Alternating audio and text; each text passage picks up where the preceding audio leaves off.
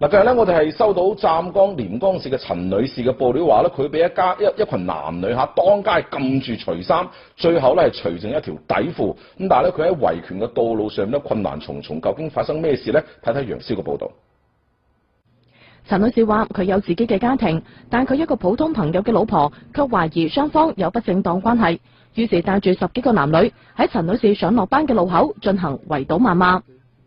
佢講我溝佢老公，但係我同佢老公只係朋友關係一個。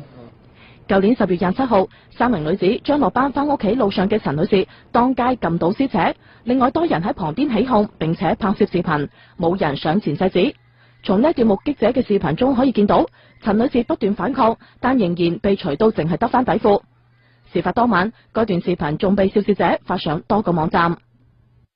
據陳女士回憶，事發當日佢就係行到依個位置嘅時候，被嗰啲人撳低咗，並開始喐手撕扯佢啲衫。咁由於當時啱好係一個落班嘅時間，途經嘅行人係十分之多，呢件事情呢亦都係對陳女士嘅身心造成咗巨大傷害。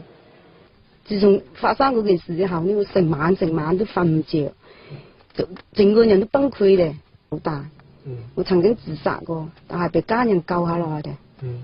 根據刑法規定，聚眾或者喺公共場所當眾強制侮辱婦女，處以5年以上有期徒刑。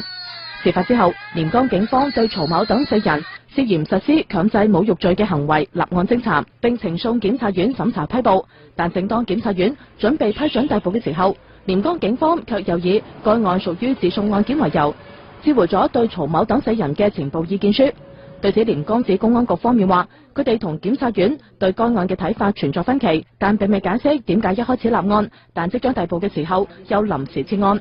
而陳女士則表示，佢唔會因此放棄。